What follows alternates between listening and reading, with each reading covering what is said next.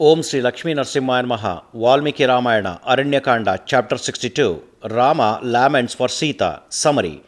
Rama bewails for Sita as an ambivert, ambivalent romantic epical hero and asks Lakshmana to return to Ayodhya as Rama is certain to perish without Sita.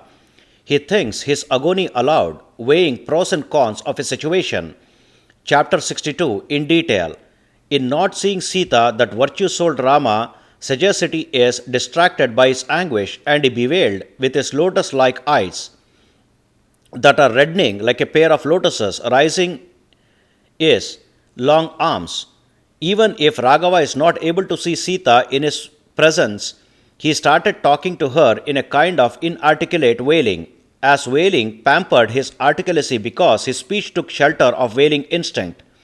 And as he is cowed down by love God, and thus he started to vent out his heart in this way. Flowers fascinate you very much, my dear, hence you veil yourself with the full-bloomed branches of Ashoka trees, but that alone is amplifying my anguish because you both have presently become tormentors. Maybe both your thighs likened to stalk of banana plants. Thinking so, now you have laid them in groovy banana plants, but I can distinguish which is which. Thus now I caught sight of them. O lady, you are inapt at least to cover them from me.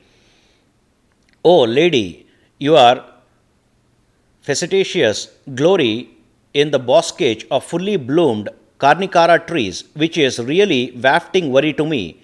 Rather than the fragrance of those flowers, O glorious lady, enough is this facetiousness of yours. I am aware of your humor, lady, and I know that you are jocose, but in a place like Hermitage, unmerited in this sort of raillery, even if it is good-natured. Hence you come back, O wide-eyed one, your cottage is empty. O Lakshmana, very evidently demons have either gouged up Sita or perhaps abducted her, because she is not returning to me, who am whiny indeed for her. Indeed, these teary-eyed mobs of deer look as if to explain the night walkers have gluttonized my lady. Ha, my graceful lady, to where you have strayed now. Ha, chastely and best complexioned lady, now the ambition of my queen mother Keki will be fulfilled. As a breath, my last owing to your straying. I have come to the forest with Sita and have to go back to Ayodhya without Sita. How, in all but name, can I step into oblivion called my palace chambers? People will denounce me as a vigorless and pitiless person, and my ineptitude will indeed be self-evident, for Sita is led away from me by some tactical being. When the king of Mithila, Janaka, asked for the well-being of all the three of us after the completion of forest living, how do I have the face to stand him? On seeing me without Sita, the king of Vedi will be distraught by the perishing of his daughter, and he defiantly goes under preponderance of perplexity. Instead, I prefer not to go to the city of Ayodhya that is ruled by Bharata, because it must be comforting to one and all under his rulership, but not to me, as Sita will not be with me. Else, if that end of my life occurs now, and if I were to go to heaven, even that heaven will be void to me without her. I believe so. Hence, Lakshmana, you go back to that auspicious city Ayodhya, forsaking me in forest, because I have no existence without Sita, isn't it?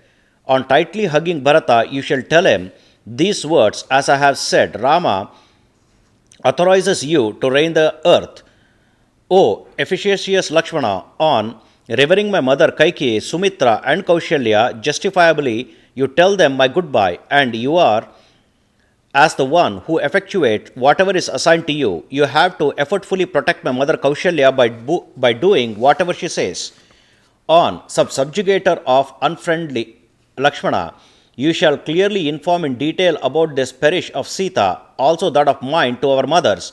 Thus Raghava, the dejected, neared every corner of the forest in his search, and bewailed because the lady with best plaits, Sita, is not found and missing from him. Even Lakshmana became way-faced, frantic-hearted, highly overwrought by the fear of uncertainty looming large on them. Thus, this is the 62nd chapter in Aranya Kanda Valmiki Ramayana. the first epic poem of India, Sri Moola Rama Vijayate. Om Sri Krishnarpanamastu.